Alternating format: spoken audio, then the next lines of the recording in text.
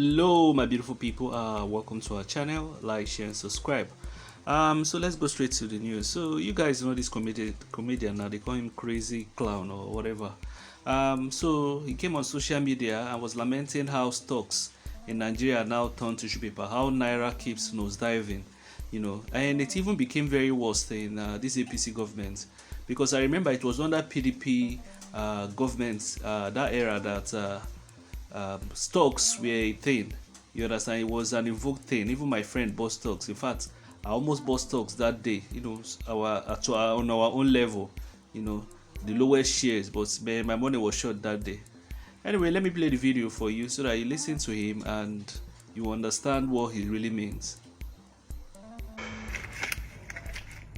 I'm not trying to show off. I'm just holding this dollar so that I can get your attention. I want to tell you guys a story.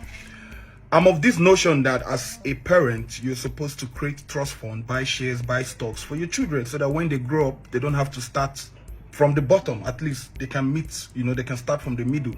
So 2002, when my dad bought shares for his kids and he told us, I was so excited. When I went to school, I just did tell my guy, I said, come, don't look at me that I'm here studying with you. My life don't set. Once I graduate like this, shares don't day. Because that was what I thought. Now, I just got a message yesterday from the stock company where my dad bought these stocks and these shares. And I found out that my dad bought a whooping 1 million naira shares as at 2002 for his kids. That time when my papa, they say no money, he invested so that his kids will have a better life. Now, I checked the value of these stocks, and 1 million naira stocks that my dad bought as at 2002 is now worth 11,561 naira.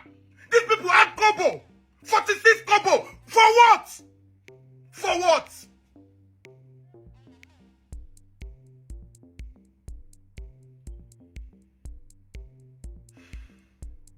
Is it for Gary? Is it for Eba? For what? Hello, guys. So you've heard from him. The truth is that naira is depreciating.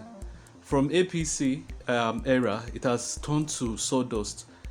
Naira that used to be 190 during PDP, that we consider as one of the worst government then, have now turned to shreds under this Bola Ahmed TINUBU, because Bola Ahmed TINUBU was the person that brought in Buhari, and he knew that Buhari was competent.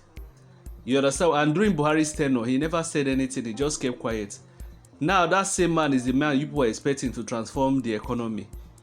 Any of you expecting that, I think you need to have your brain rechecked. You understand? The country is sinking. It's sinking at an alarming rate. Importers, a lot of people still don't understand the consequence of this thing. Some people be asking you, do we use dollar in Nigeria? But the problem is, we produce basically nothing. Even the food, even our own processed food. In a country that is fertile, we are producing basically nothing. So if the country was really producing, by now the country would have gone far. You understand? The dollar won't really affect us. Let's assume we'll produce almost 90% of our food and just import a little. We will not have that effect. Will not be that. At least the food prices will be stable. Because if you ask the average Nigerian, what is the major problem? What is the major thing you face? Most of them will complain about food. Then they will say electricity. Then roads. Why is it that the government doesn't want to solve this problem in the scale of preference? I've mentioned in this channel a million times about the importance of mechanized agriculture and agro-processing. That is the only way we can grow forward. And the excess of them, they can now export it. It's not just producing food for exports. Your food in your own country must produce it. In Nigeria, I don't know whether I've seen any plantation as long as 3 hours drive. In some countries, you will see plantations like that.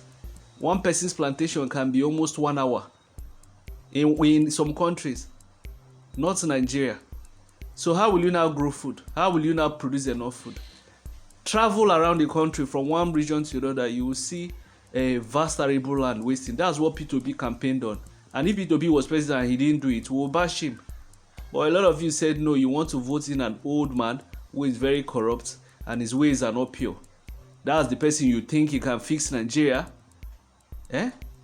Come on, you guys are just I don't understand. I don't even understand the country. When you see educated people defending this TINUBU, the country will sink further. Forget that the naira, they say the naira is gaining value. It will still sink further. Just like if you look at the forex chart, even Bitcoin, when Bitcoin was around, you understand, when Bitcoin climbed up, it didn't climb up overnight.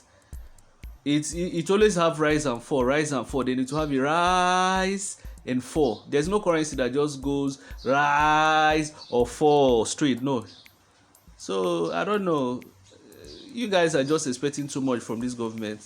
It's a pity that people in Nigeria, a lot of ignorant people there will suffer for this whole madness. Huh? Come on. You guys should remove this your tribalistic and religious veil and vote incompetence. I'm even tired of everything happening in the country. Anyway, guys, how do you see what this guy was saying about the rate which naira is falling?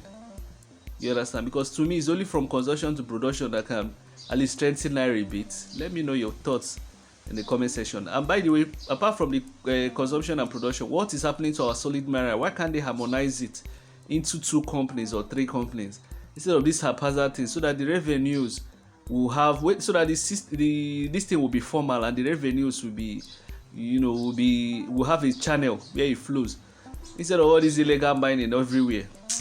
Nonsense people in charge of that country.